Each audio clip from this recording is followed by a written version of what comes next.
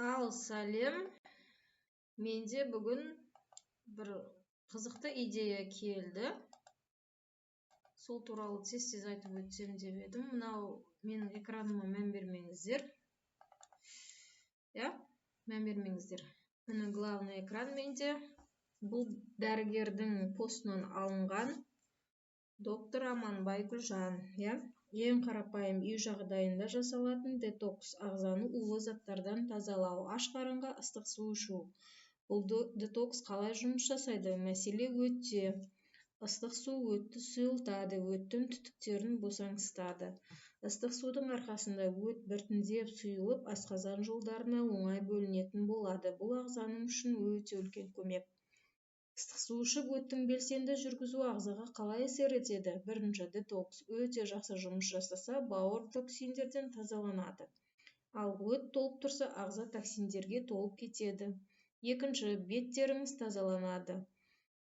Акне кетеді, әсіресе беттің төменге жанындағы бөлігіндегі безеулер кете бастайды. Терінің құрғақтығы кетеді. Өт детокстан бөлек майды ағзаға сіңіреді.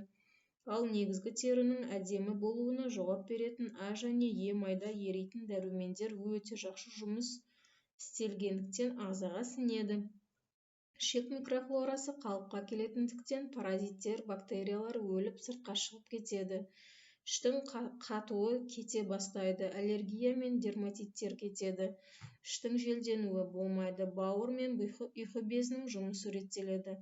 Тамақ тез және сапалы қорытылады, ақуыз жақсы сіңеді, Д дәрумені жақсы сіңіп, иммунитетті күшейтеді. Ыстық суды қалай ішу керек? Таңертең аш қарынға 400-500 мл ішіп, содан соң минимум 30 минуттан кейін тамақ ішу керек. Күніне 1-2 литр су ішкен дұрыс. Күнделікті ішетін судың барлығын ыстықта ішуге болады, немесе жартысын ыстық, жартысын бөлме температурасында етіп ішуге болады. Ыстық су температурасы 60 градустай болғаны жақсы. Отырып, асықпай, жұтым-жұтыммен ішіңіз. Бұл туралы барлығы білу керек.